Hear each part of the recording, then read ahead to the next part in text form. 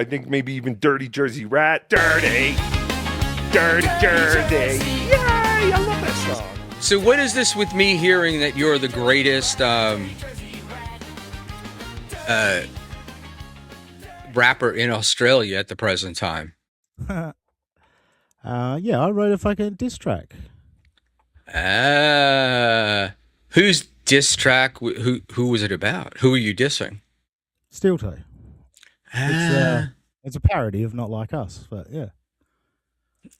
I thought you were like in some competition with DJ Electra, and you guys were like. Well, that's what inspired me. I saw all this Karmic and DJ Electra doing the karaoke and that, and I was like, you know what? It's time to bust out Toe Don't Like Us after Aaron was shit talking me on his show.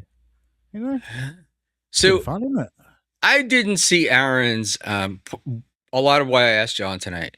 I did not see Aaron's show. Talking shit about you, but I did see your Twitter back and forth.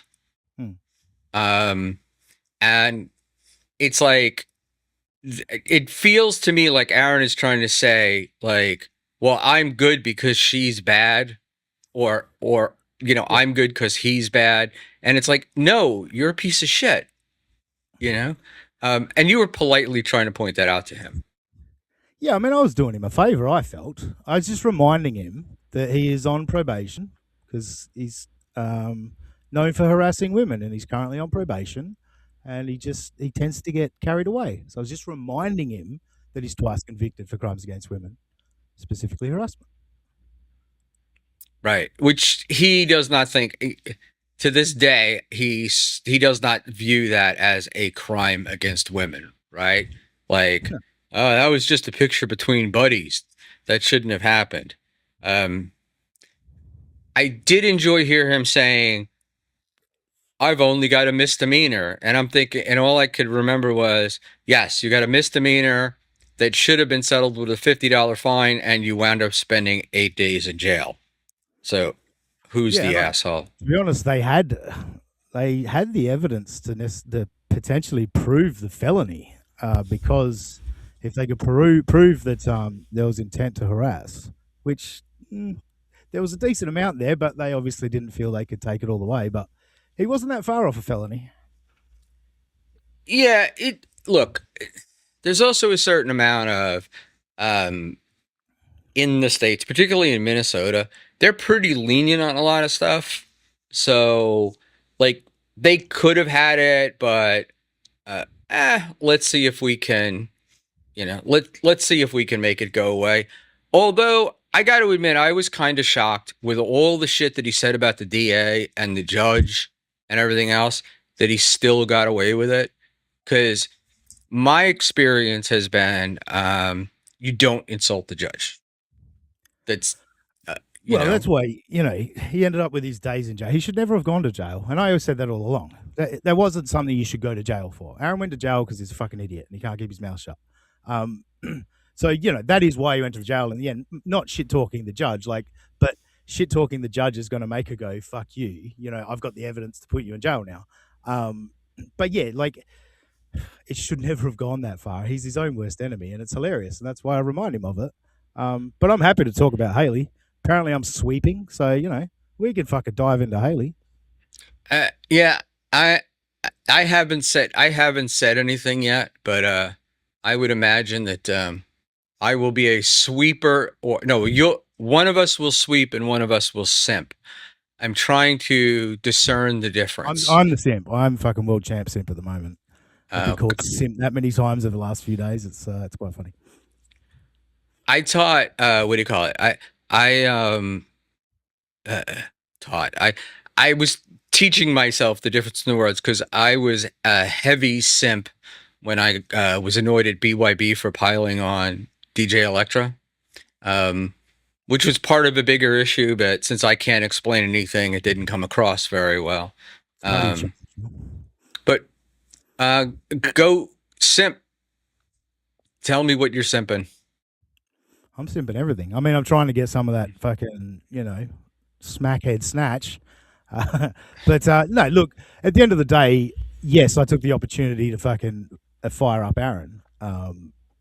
by by going on about his crimes. But yeah, I'm not out here going, you're not allowed to pick on Haley. Like anybody, like I saw some people in the chat before, I forget who it was. Drunken Donuts, I think it was. Like anyone like Drunken Donuts that wants to fucking take it to task, by all means, fucking go nuts. There's plenty there. I personally am not interested in it, and you can call me if I can simp or sweeping or whatever. I'm not interested in that. I got other stuff going on. I got the Schmuel network and shit, and I'm having fun with Aaron. So, but I don't even know the full details. I know it's heroin dealing, car stealing, something like that. I actually don't know. I've just seen the one screenshot. I'd love more details. I'll have an opinion on it for sure. Yeah, I think we'll get more details tomorrow. I think she's handling it kind of the right way, which is she's not really saying anything until until she gets to present it.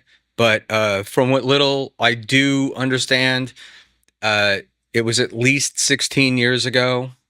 And I think I don't think there were any convictions on a lot of that stuff. And but I will let her tell her story. But my view is, I met her at Hackamania. She's helped me a lot with the stream, been friendly with her. And as I said earlier in the show, when I went into a 12-step program, there were a lot of guys in there that were very nice, very helpful, did a lot of things for me, called them friends. And then when you found out what they were doing back when they were drinking, if I had known that first, you kind of would never have gone around them. So I'm like, you're showing me the same, you're showing me who you are now, right? As opposed to, like, that's my steel toe thing, right?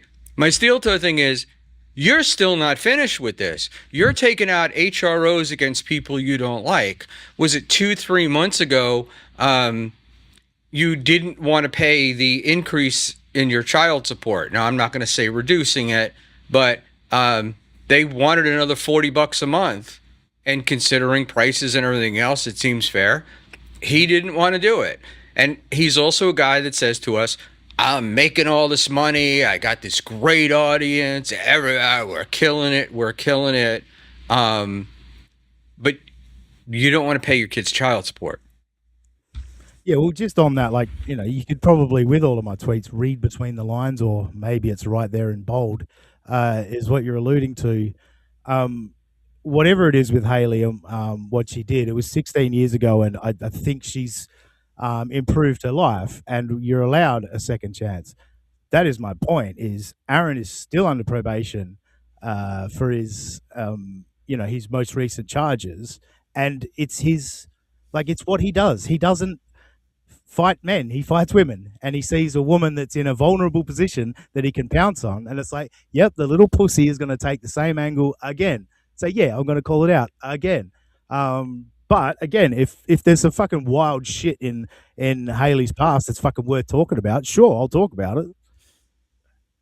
Yeah, and she said stuff about her past, some stuff, not a lot, but I do love this notion that we have an obligation to tell everybody everything about our lives, which I think is just ridiculous. And again, if you think that this stuff's never going to come out, then that's also kind of ridiculous. But the word hypocrisy has been thrown around a lot, and like hypocrisy is like when you act like against what you're preaching, not ignoring someone else being a hypocrite. You know what I mean? Like that's what's confusing to me. It's like, just because I'm not talking about every fucking person's fuck ups doesn't mean I don't see them and whatever. It's just you talk about the shit you're fucking most interested in.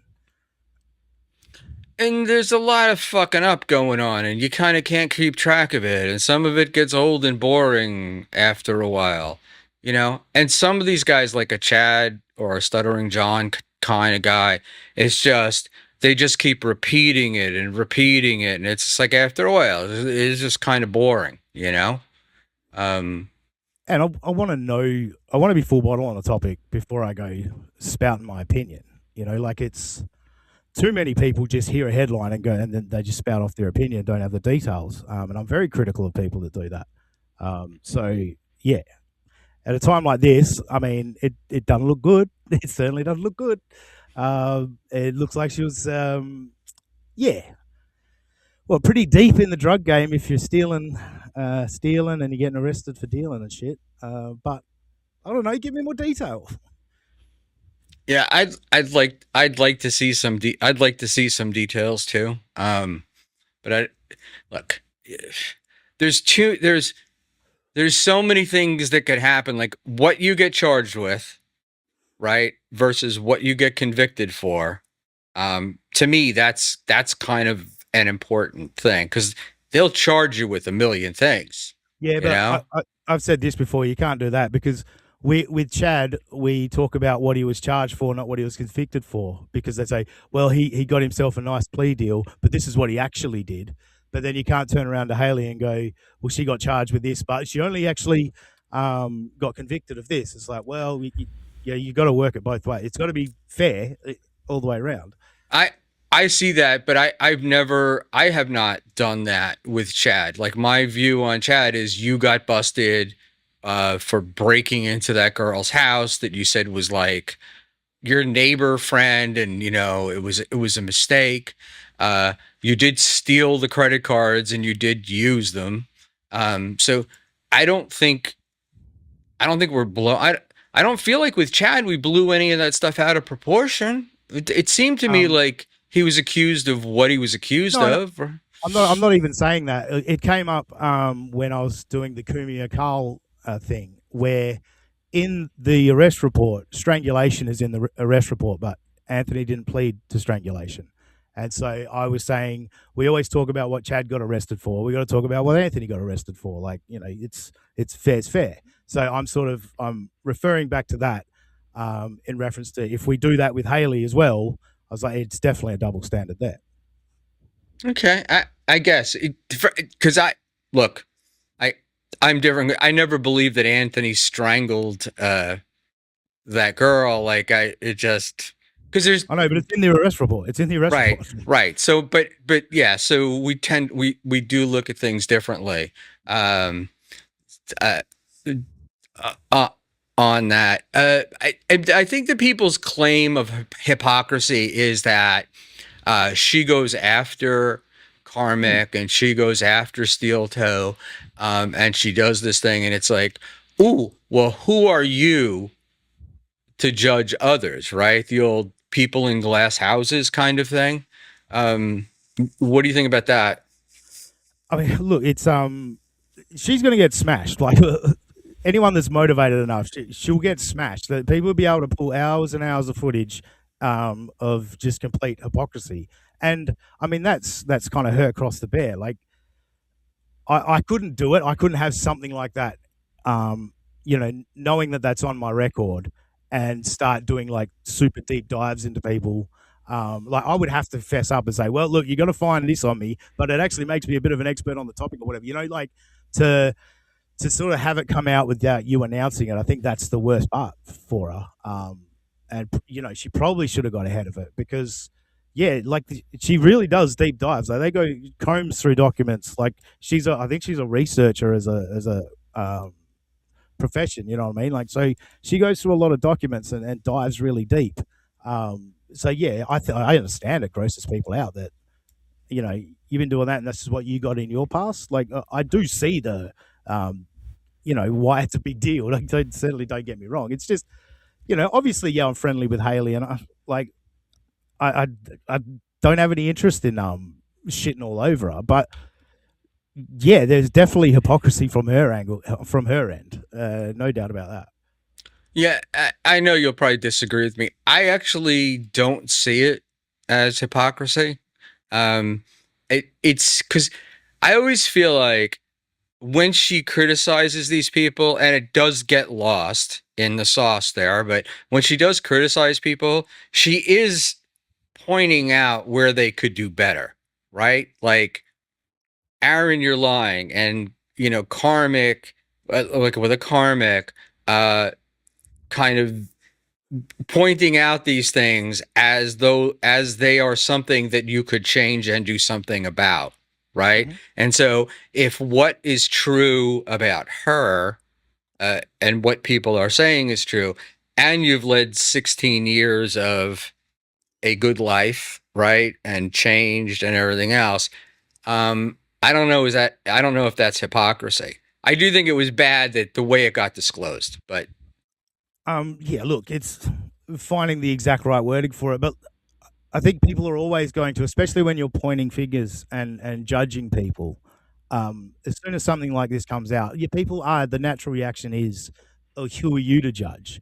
Which true, but who are any of us to judge? Like it's like we've all got an opinion, and you know how many times it's not that many times, but a few times I've seen a clip of mine on Shuley's Anonymous or whatever. There'll be someone in the comments like, who gives a fuck what this idiot has to say? And they're right. He's right. Who does? You know what I mean? But we're still going to do it.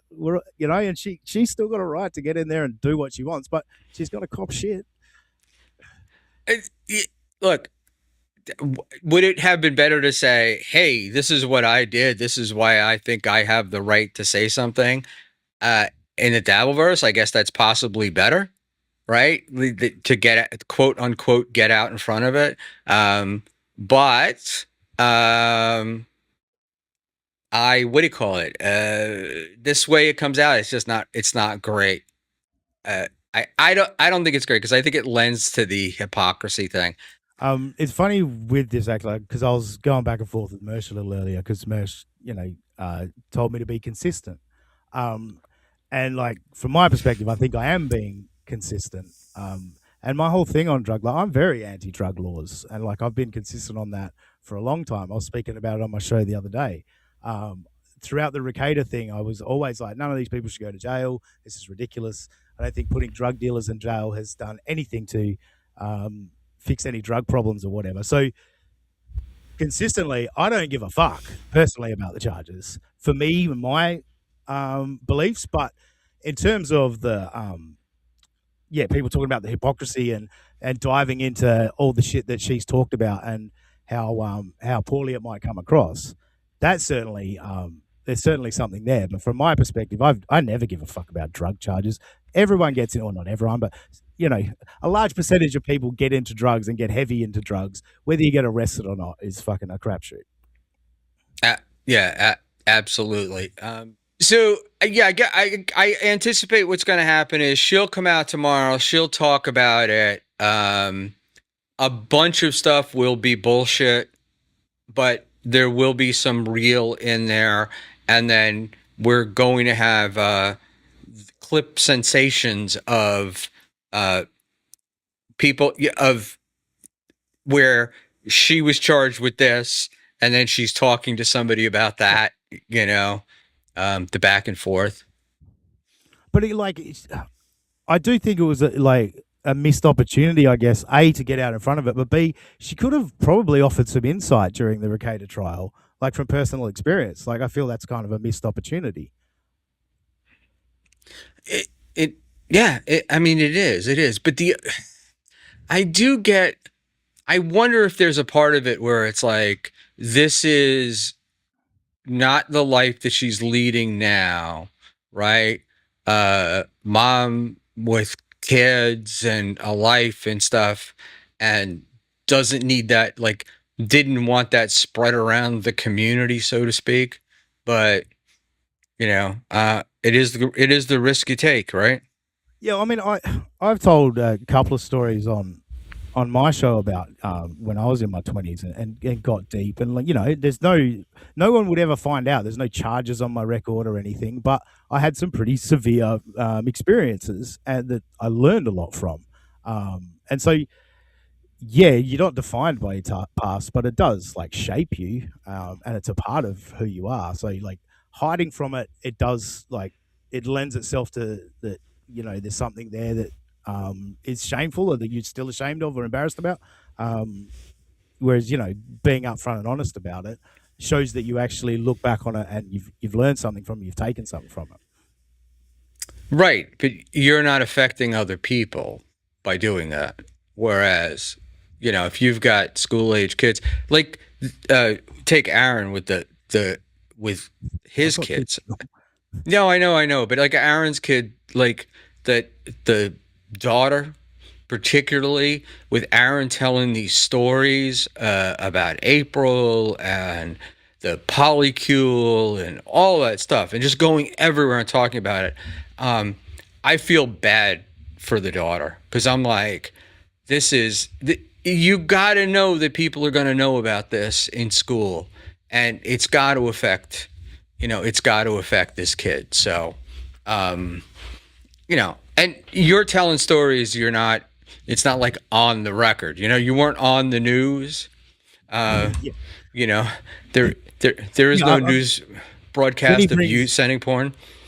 When he brings in the letter that she wrote him, and he, films her doing karaoke, and posts that, it's like, come on, dude, you're in a community of savages. Like, keep your daughter out of this. What are you doing?